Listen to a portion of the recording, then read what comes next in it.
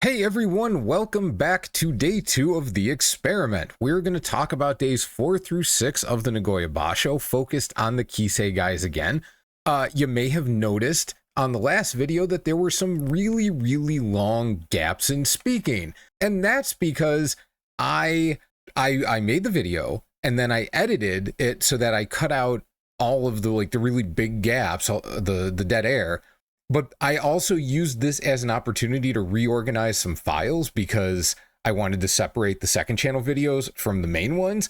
And then I posted the raw footage and not the edited one. So not only was the edit time completely wasted, it was definitely not as good of a video as it should have been. It really wasn't any different except the dead air was gone. But at least this time, a lot of that dead air should actually be gone.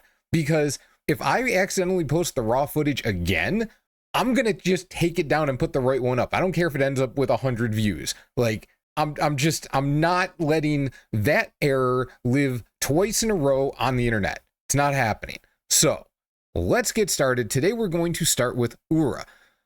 We are kind of going in the less interesting to the most interesting in terms of how their fights have gone. And Ooooh's have been pretty straightforward. So here we've got him against, Oshoma, and this was a good fight. But it was also kind of how he fights Oshoma. He just steps away, he keeps him at a distance, he just gets Oshoma's belt and then just throws him down. That is very normal. That's kind of what he wants to do. It's just guys haven't really been letting him get in a position to do that. And we're going to see this in the fight against Hakuno Fuji. So Hakuno Fuji comes in and Ooooh, he's going for the belt. This is so far so normal. And then Hakuno Fuji, oh, you pixelated bastard. We'll back it up. Hakuno Fuji gets his right hand inside and Ooooh gives him an enormous gap to work with. So here he's on the outside and then Ooooh reaches and he pushes Ooooh's face, but still he's got all the room in the world to just get inside, doesn't go for the belt, just goes for the double arm scoop. And from here, so in Muay Thai, this is actually a thing you can do. You don't see it very often because there's usually more effective things that you can do. But if you've got a guy who is tough in the clinch, you can try to lift up on their arms and keep them from, getting any leverage on you. Well, in an actual grappling sport, this is even better. Double underhooks, especially when you are pushing up on their arms, and Ooooh is just trying to get his arms down here, and he just can't do anything. Tries a throw, it's not enough. Hakuno Fuji puts him down. That's a loss for Ooooh. But now we get to this one against Kotoeho, and this, what a move. What a move. I even got the pen out for this one. Let's just watch this go. So they have the Tachi-ai, Ooooh does the battering ram in. He's trying to push up on the left side of Kotoeho's body like he did last time, which led him into the throw. Now, here, they're in a position that Ooooh really likes a lot of the time. This isn't too bad, and he gets Kotoeho going backwards. So that should be good, right? How many times do we see a guy get pushed back like this and try a desperation throw, it doesn't work, and the guy who's pushing wins? That is probably more common than the throw working, unless it's against Hoshoryu. And here, Kotoeho just jumps into a throw and flips him over. It is so bananas that we're going to watch this on the replay, because I'm going to telestrate this shit. So Ooooh charges in. He's got Kotoeho's arm. He's pushing up. It's a pretty balanced position. Kotoeho gets pulled down. Now they're about even. And Kotoeho pulls his arm free, reaches around Ooooh's arm, and I'm going to step it back very slightly because I want you to see something. I want you to pay attention to this foot. Pay attention to that left foot, okay? So it's there. He's going back, steps back. And then it's at the Tawara. Let's frame by frame that, because this is really important. So Kotoeho, he does a little hop, right? He just moves back slightly. And then from here slight step, and jump. Lands on the Tawara. This is insane. This is insane in a very, like, just the physical ability necessary. Let's set up.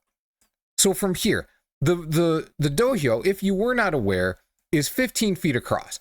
So from here to here is 15 feet, 4.55 meters, according to the internet.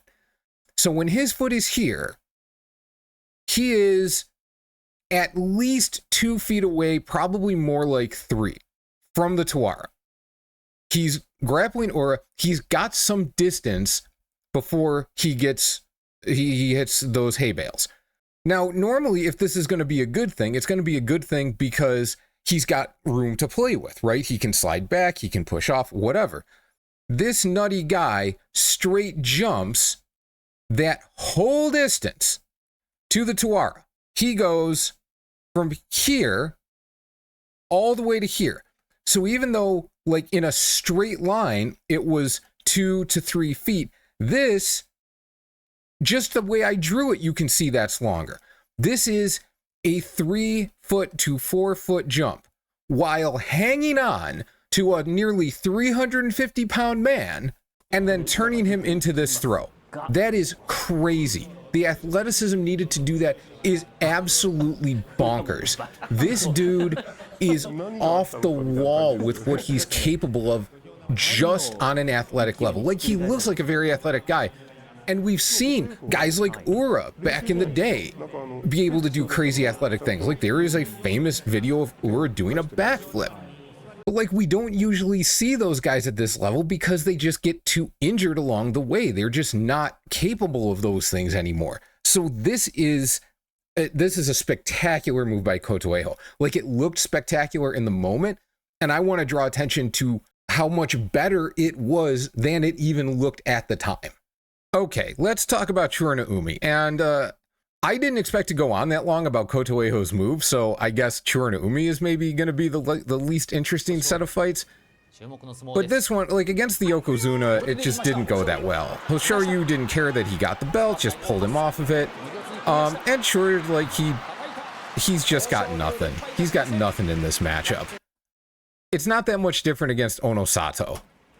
Onosato hits him, knocks him back, he never has a chance at the belt. Onosato just keeps him at distance and then bodies him out. This was probably Onosato's best looking fight of the tournament so far. It's not saying a whole lot given how things have gone, but it's something. But now we get Chura Umi against Daieisho, and this is the matchup where Chura Umi was 6-0, and then Daieisho won the 2 prior to this. And the way this worked, if you watch the breakdown, this will sound familiar, is Chura Umi kept pulling Daieisho into his defensive game, and then the 2 matches Daieisho won, he was able to turn that idea around and get Chura Umi attacking and then use his own mobility to take the fight. So what do we get here? Well, Chura Umi is pushing at first, and Daieisho, now I'm going to pause because we should note, Daieisho has been in retreat against almost everybody. Like, the fact that he's letting, I shouldn't say letting, the fact that Chura is coming in here is actually much like Daieisho's previous fights this Basho, win or lose. I imagine that Kise's guys probably saw this and were like, well, you're going to have to attack because, like, he is just on the retreat all the time. He's not going to come at you the way he has in the past. So Chura's coming in, and then Daieisho gets a push, and Chura backs up, but Chura keeps looking to attack, and Daieisho steps out of the way and beats him for the 3rd time running. This is how he's doing it. Now, a sumo match is not going to look like a whole lot of fun if the 2 guys just sit there and stare at each other, like, reaching out, but at the same time, there are plenty of matches where they kind of disconnect and then they stare at each other for a while and then the cheers go up because it's like, ooh, this never happens. This is actually, ooh, what are we going to see next? Chura Umi probably needs to stop going for the fences, so to speak, against Daieisho and try to be a little more controlled, because that control is how he beat Daieisho 6 straight times, and getting after him just isn't doing the trick. Even with an injured calf muscle, Daieisho's mobility is still good enough to make Chura look silly. Chasing him is not going to get it done. Stop doing it, please, dude. I want the best for you. Just chill out. Just chill out and make him come to you. He will. Moving on to Kinbozan. Now the last couple days have been pretty good for Kinbo Slice. Then against Abi gets the push, and Kinbozan just kind of flattens out again, or flattens it out, I should say. So then he gets to push Abi back. Abi throws his arms aside, but Abi cannot stop him from getting in, and Kinbozan is not a bad belt guy. Like, as much as I talk about him being all about big push, like, once he gets on the belt, he should be able to do some work.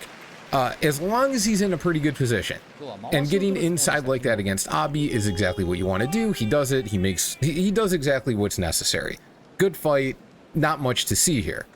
Kinbozan, now against Asakoryu, Kinbozan is one of those guys who should usually do well against smaller opponents.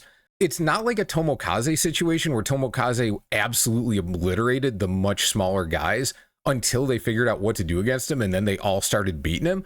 Kinbo should be able to do work most of the time, but just not always win.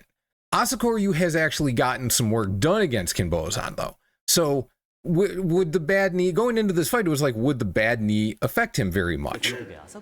And then we get a big push, and really this is where the fight is lost. We'll back it up. Lost for Asakoryu. Kinbozan catches him coming in and just insta-shoves. Asakoryu is completely out of range to get anything, and for Kinbozan to lose from here would require an absolutely disastrous mental collapse. There is no way he should lose at this point. And Asakoryu actually does get inside, but not before Kinbozan gets his arms under Asakoryu's, which gives him the control he needs to get out.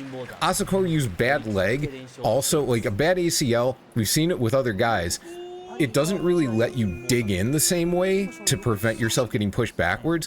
So once that started happening, you know, it was donezo. So Kinbo wins, big push leads to big victory. Hooray.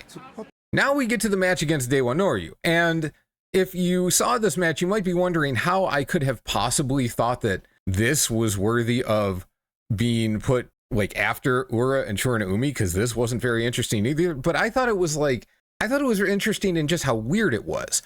Cause watch this. So Dewa Noryu, I'm gonna frame by frame this Tachiai, because it's important to see what's going on. So he gets up ahead of Kinbozan, which is a problem Kinbozan has had a lot. Gets up, Kinbozan goes up, gets the left hand on Dewa Noryu's face immediately, but his right hand just gets nothing done. His hand isn't pressing on anything. His forearm isn't against the body at all. No, like, nothing's happening here. We're going to fight through the pixelization this time, and it looks like it's going back and forth, and I don't know why. But anyway. Oh, this is gross. I got to find something better than VLC to use for this stuff. Anyway, let's try that again.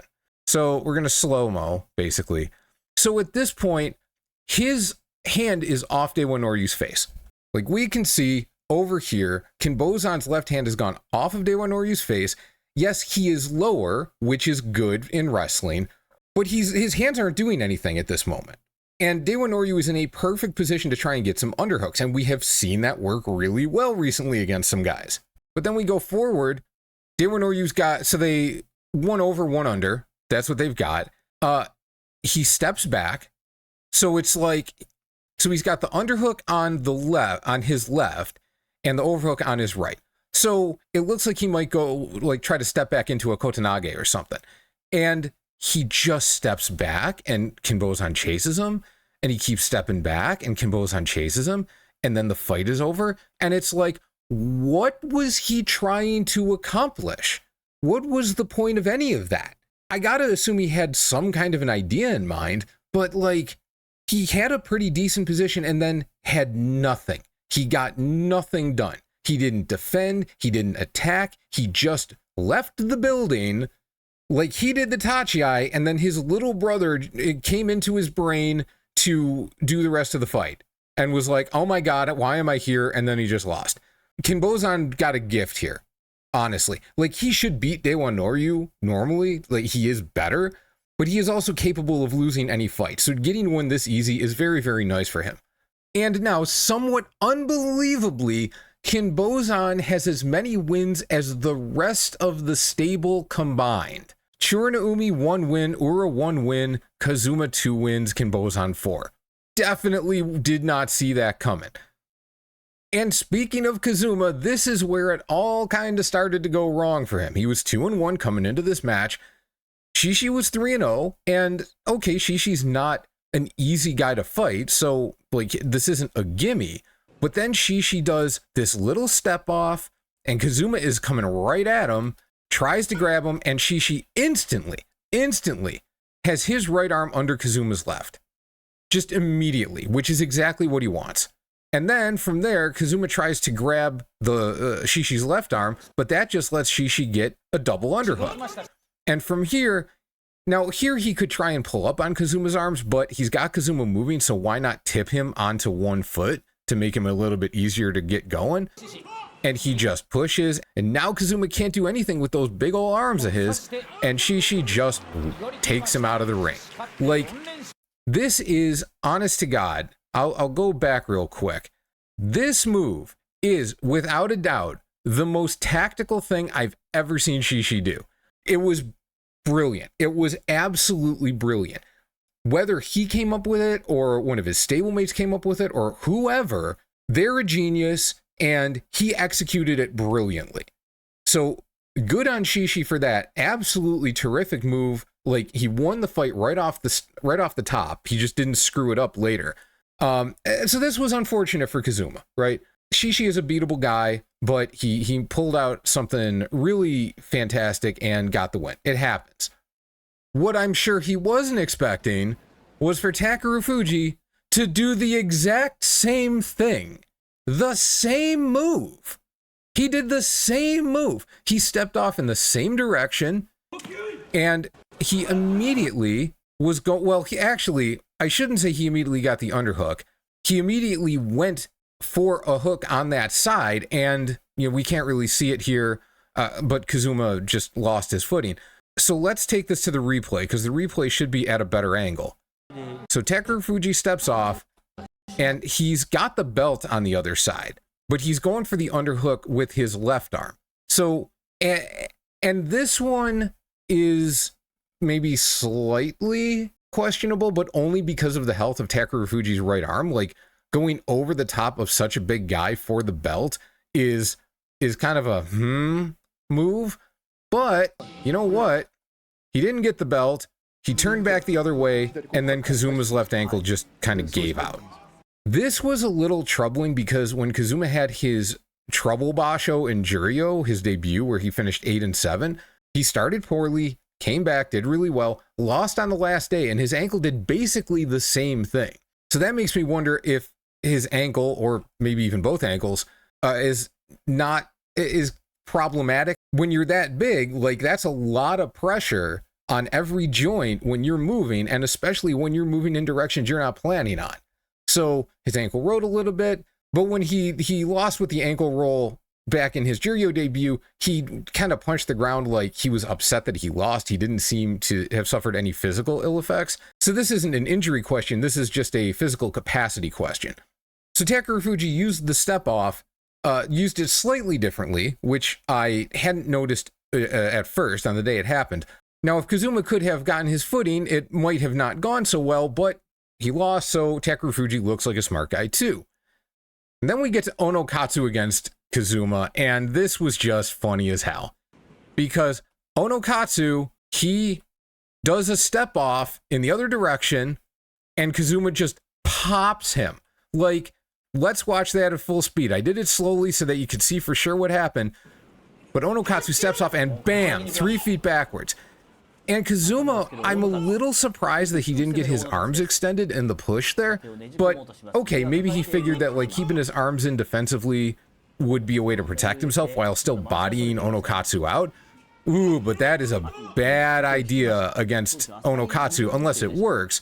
If it doesn't work, though, you've got to deal with Onokatsu getting inside in a static position. This is his happy spot. He hasn't really been able to get to this position very much. And the one time I can remember that he did, he ended up like blowing the fight, but Kazuma's actually doing a great job getting his weight forward and using not just his weight but his power to force Onokatsu's body down. But Onokatsu is really strong. Like when you let him just put all of his force behind this, like all of his leg strength into this push, you're just not going anywhere, even when you're 450 pounds. I mean, you're not going anywhere forward. He just goes back slowly, and Onokatsu is exhausted, but victorious. So those are the Kise guys so far. We've got Ooooh, who is getting a little bit unlucky with his matchups being against absolute monsters. Umi, who is, I mean, he was in Maegashira 2. We knew that this was going to be a tough start to the Basho. Kinbozan getting a little fortunate with some of these fights, but his 4-2 is well earned. And Kazuma, I don't think, so he's 2-4 right now. I don't think he's going to end up like 6-9. I have a feeling he'll be able to come back unless maybe he did roll his ankle. His opponents are showing that the vulnerabilities that were slightly exposed in Juryo definitely still exist. But part of the job here in being a top division wrestler is changing things up on the fly as necessary to fix those kinds of issues. If you're in a stable where you're like the only good wrestler and then maybe your coach, it might be harder to do. But Kise's got good coach, way too many good guys that nobody can figure out what he can do about this. I think he'll be okay. Now, there were definitely some other things worth talking about, but honestly, I think there were too many for a video like this, which is supposed to be relatively short, even though it's probably going to be like 20 minutes. I don't want it to take longer than that, right? So let's just talk about the Yusho race. These are the odds that I had placed on it after day 3. So now we've got, let's start at the top. Where am I putting Shishi? Can I still leave him at 1%? No. Well, yes, I can, but I know it's going to seem really unfair to say a guy who's 6-0 has a 1% chance of winning, but let's be honest. He was in the Yusho race once before, and even though he got a win against Oho, he got blown up after that, and there's really no reason to think that that won't happen again. Even if he goes 8-0 and gets shot up the ranks and then goes 50-50, that's still 12-3. Which is probably a playoff at best, and that playoff is almost certainly going to be against someone who should beat his ass. So the best case scenario for Shishi is still like a playoff loss. So I still think his odds are basically crap. The 5-1 guys, Takano Fuji, I'm actually going to put him at 5% because his win over Hoshoryu was absolute monster work. It was what he is capable of at his best, and I think the fact not too many people expected his best was because of the foot injury and thinking it was still healing. And there are moments when it seems like it isn't 100%, but damned if it doesn't look like it isn't at least 90. Like, he is absolutely crushing it right now. So I've got Hakuno Fuji at 5%, and that's only because there are so many other guys at 5-1 that he's going to have to keep up with. Pulling more from the Maegashira ranks, Kotoeho, I don't think Kotoeho's odds are as good as Hakuno Fuji's, but they're certainly better than Shishi's. I'm going to put him at 3% right now. Like, much like Shishi, he's probably going to get monster dumped by the top guys if he ends up fighting them. And worse for him, because he's partway up the ranks, because he's at Maegashira 7 as opposed to 14, he is more likely to get those high-ranked fights earlier rather than later. Like, even one more of those fights can make a huge difference in a Yusho race. So, yeah, Shishi 2, Kotoeho 3, Hakuno Fuji 5. Who else do we got? Takeru Fuji? You know what? I'm just going to slot him in at the 4. Like, he's been here. He knows what to do, but he doesn't have... Like, if he could still push, I'd put him way higher. But he's only got one way to win right now, which is getting at least one underhook, preferably both, using his legs and bodying the guy out. And when you've only got one good way to win, we see this with Takano Sho. He's a good wrestler, but he's really only got one trick, and the top guys super abuse it. Takeru Fuji is, at the current time, the same way. If that arm ever heals, which at this point I think means if he ever gets surgery on it, and he gets back to being able to do big push, combined with his experience of fighting in this much different way as well, then he'll have two very different things that you have to defend against, and he's going to be super dangerous at that point. But right now, Hakuno Fuji is better than him. We'll just put it at that. Nishiki Fuji, okay, Nishiki Fuji is going to be 1%. Like, yes, I am putting him below Shishi because Shishi is 6-0. Nishiki Fuji has no room for error. He's just sticking to the basics. It's working, and I'm flummoxed as to how it's working. Now, he's going to get ahead of Shishi if he beats Shishi tonight, but if he does, then he's 6-1, and what guys he hasn't fought that are struggling, he's probably not going to fight. He's going to fight guys who are doing better unless he starts to struggle, and then he's out of the Yusho race. So Nishiki Fuji, 1% right now, but we'll see how that goes. Takayasu, I'm going to put him with Hakuno Fuji. I said he would go up 1% each win as long as he was undefeated, but I think 5-1, 5%, that still makes a lot of sense. I think he's a little behind Hakuno Fuji. Like, I think he's ahead of Takeru Fuji and behind Hakuno Fuji. But if I'm going to leave him at these numbers, I'm not doing decimals. So we'll just put them both at 5%. Daisho, that's right. Daisho is 5-1. He knows what to do, but he's just too busted up. I think he's gotten some good wins against guys who are not the biggest challenge right now, and those challenges are coming. So I honestly, I think he's probably more a 1%, but I'm going to give him that little bit of credit for high level experience and knowing these guys reasonably well, but it's still not good. His odds of winning this thing are still pretty poor. And then Wakano Sho, obviously he messed up his knee. Like, I didn't talk about that fight because that would almost require showing it, and I didn't want to show it. It was a great fight too, so that was really sad. But he's got to be out. If he's not, I will, I'll change it for when I do this next. But he certainly looked like he wasn't coming back this Basho. Other 5-1s, Aonishiki and Kirishima. Let's start with them still at the 25% mark, because that's where they were last time, but they're probably going to go up from here. Yeah, they're 5-1. They're super high level. They're definitely the favorites right now. There's kind of no question about that. Leaving out anybody who's 3-3 or worse, because the best they can do is 12-3, and I don't see any 3-3s who strike me as even slightly capable of running the table. We're looking at 4-2s. Kinbozan, if we assume 12-3 is necessary, so anyone who's 4-2 would need to go 8-1 the rest of the way. Kinbozan is not going to do it. Fuji Ryoga, no, I don't think he's going to do it. Asano Yama, he's going to break down later. And that's really it in Maegashira.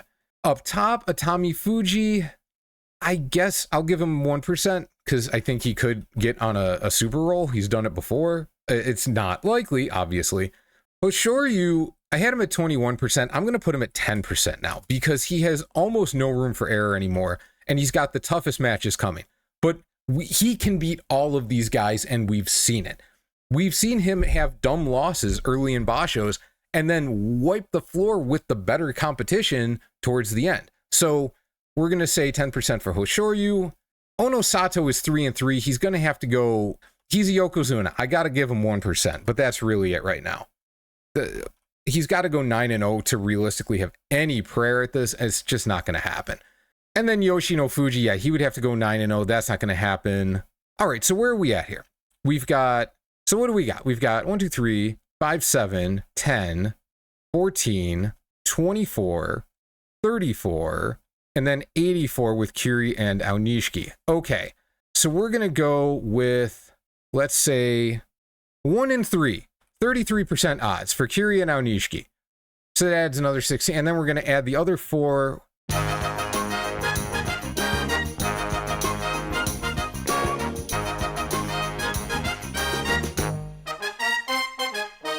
Hoshoryu 12%, Kiri and Aonishiki 1-3 each, and then we've got, going down the line, Hakuno Fuji, Takayasu, Takeru Fuji, Kotoeho, Shishi and Daisho, and then Nishiki Fuji, Atami Fuji, and Ono Sato with the smallest non-zero odds of winning the Yusho.